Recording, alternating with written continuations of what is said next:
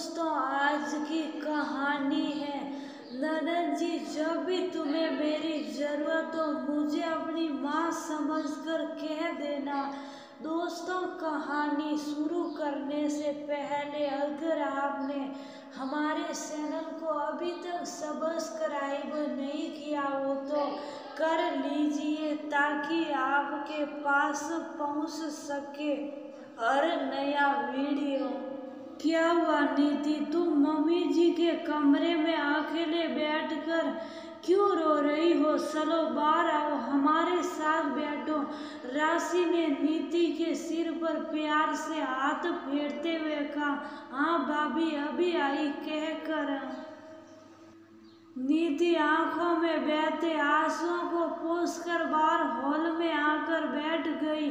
तभी राशि एक प्लेट में उसके मनपसंद समोसे और कचौड़ी लेकर आ गई।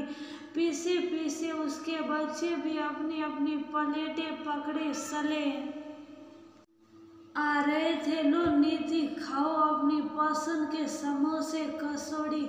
तुम्हारे भैया अभी अभी देकर बाहर गए हैं तुम्हारी पसंद की रबड़ी लाने। राशि कहते हुए नीति के पास ही बैठकर कचौड़ी खाने लगी।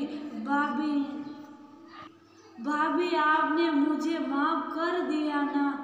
अचानक से नीति ने राशि से पूछा। किस बात के लिए नीति? तुम अभी उन बातों में उलझी हुई हो पगली। अब तुम माँ बनने वाली हो। खुश रहो, जो मन करे खाओ पियो। फिजूल की बातों में ध्यान मत दो। मैंने तो कभी तुमसे कोई शिकायत नहीं की है ना? फिर किस बात की माफी? राशि नीति की ओर देखते हुए बोली। सब समझ रही हूँ भाभी, आपको साल भर पहले वाली मेरी भाभी इतनी जिम्मेदार बन जाएगी कोई सोच ही नहीं सकता है। फिर मैंने भी आपको कितना परेशान किया है, बिल्कुल सांप सीढ़ी के खेल की तरह। सच में भाभी, जिंदगी सांप सीढ़ी का खेल ही तो है। एक पल में खुशियाँ देकर टॉप पर पहुंचा देती, दूसरे पल गम देकर नीचे। जब तक माँ हमारे साथ रही मैं तो आपको कुछ समझती ही नहीं थी। उनसे आपकी शिकायत करती रहती और जब आपको डांट पड़ती वो पल मेरे जीवन में सीढ़ी पर चढ़कर ऊपर पहुंचने जैसा होता था। पर माँ भी बहुत होशियार थी, कभी बेटी बहू में फर्क नहीं करती थी। तभी तो मेरे सामने आपको डांटने का कितना अच्छा नाटक करती थी। मैं खुश हो जाती थी और फिर वह अकेले में आपसे कहा करती थी, बहू नीति में बचपना ज्यादा है, उसके सामने डांटा करूं तो तुम दिल पर मत लेना बेटा। कल को वह ससुराल चली जाएगी तो अपने आप सब समझने लगेगी। ये सुनते मेरी खुशी पुष्ट हो जाती थी, मानो जैसे सांप सीढ़ी के खेल में मेरे नंबर ऐसे आए कि सांप ने काट कर मुझे नीचे पहुंचा दिया। अब जब से माँ गई है आप मेरी माँ ही बन गई हो। ये कुंस और कुह जब मुझे परेशान करते हैं तो आप भी उन्हें झूठ मूठ का डांट लगाती हो। सच्ची भाभी, मुझे तो अब समझ में आ रहा है कि ससुराल में जाकर नए रिश्तों के साथ सामंजस्य बिठाने के लिए बहुत कुछ सहना और समझना पड़ता है। आपकी सहनशीलता ने मुझे भी बहुत हद तक ससुराल में सामंजस्य बिठाने में मदद की है। नीति राशि का हाथ पकड़कर बोली। नीति, माँ के जाने के बाद तुम्हें समझना मेरे लिए बहुत आसान था। तुम्हें पता है ना, मेरी माँ तो बहुत पहले सर्वस्वी थी। संयुक्त परिवार में रहने की वजह से ताई जी और सासी जी के मिले जुले स्वभाव में पली बड़ी।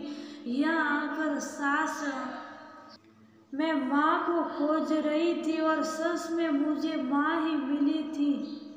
तुम्हें बुरा लगना स्वाभाविक था, क्योंकि माँ मुझे भी प्यार करती थी और तुम छोटी होने की वजह से माँ का प्यार बढ़ता हुआ देख बर्दाश्त नहीं कर पाती थी। इसलिए तो मुझे लीसा दिखाने की हर तरह से कोशिश करती रहती थी ताकि माँ नाराज हो जाए, पर माँ बिल्कुल अलग थी। जानती हो, आखिरी वक्त में मुझसे यही कह रही थी, बहू नीति दिल की बहुत साफ है, मुझसे बहुत प्यार करती है, इसलिए बच्चों के सांप सीढ़ी के खेल की तरह ऊपर जाने पर खुश और नीचे जाने पर मुंह फुला लेती है। नीति, हमारा रिश्ता ही कुछ ऐसा है, ननद भाभी में तकरार मन मुटाव आम बात है, पर तुमसे वादा करती हूँ जब भी तुम्हें मेरी जरूरत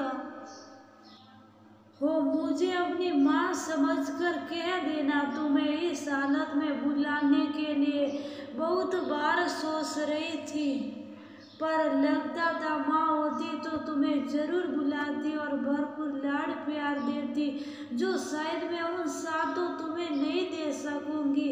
राशि ने कहा, नहीं भाभी, ऐसा कुछ नहीं है, 4 दिन हो गए हैं आए हुए आप और भैया मेरा पूरा ध्यान रख रहे हैं। गर्भावस्था में ऐसे भी मन कुछ ना कुछ खाने का करता रहता है और आप तो सब कुछ बिना कहे ही मुझे दे देती है। सच में भाभी, माँ के लाख समझाने पर भी कि बेटा भाभी से बना कर रख, ये क्या हर वक्त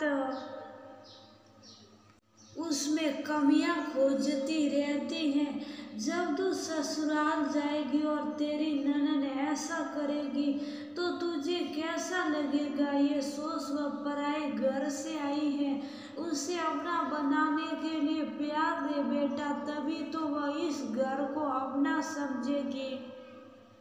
और देखो ना, आप सच में कब माँ जैसी बनती चली गई, पता ही नहीं चला। शायद ये दिल का ही रिश्ता होगा ना भाभी, तभी तो आप मेरी हर नादानी को माँ समझकर माफ करती चली गई और आज भी माँ के नहीं रहने पर मुझे उतना ही प्यार दे रही है। नीति माँ को याद कर थोड़ी भावुक हो गई थी, तभी निकुंज रबड़ी लेकर आ गया। बहन को प्यार से देते हुए बोला, तेरा जो खाने पीने का मन करे बोल देना नीति।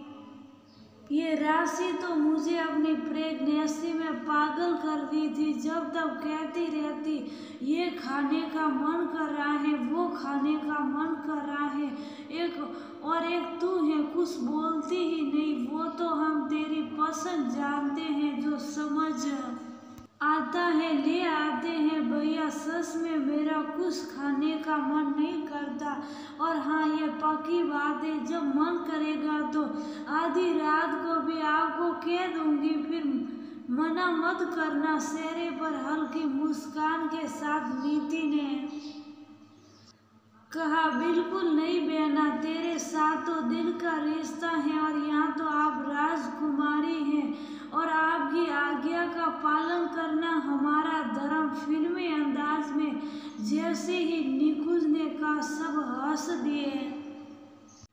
नीति लगभग 1 महीने मायके में रही, पर अब ना वह पहले वाली नीति रही थी, ना अब माँ यहाँ थी जिससे वो कोई शिकायत करती, पर अब वो भी समझ गई थी जिंदगी में जो बदलाव आते वो भी तो सांप सीढ़ी का खेल है। कब जिंदगी किस करवट जाएगी कहाँ कोई जान पाता है। खिलाड़ी अगर अपना हो तो जीत हार सुख दुख आसानी से कट जाता है, ये कोई बस वही समझ सकता जिससे दिल का रिश्ता जुड़ा होता।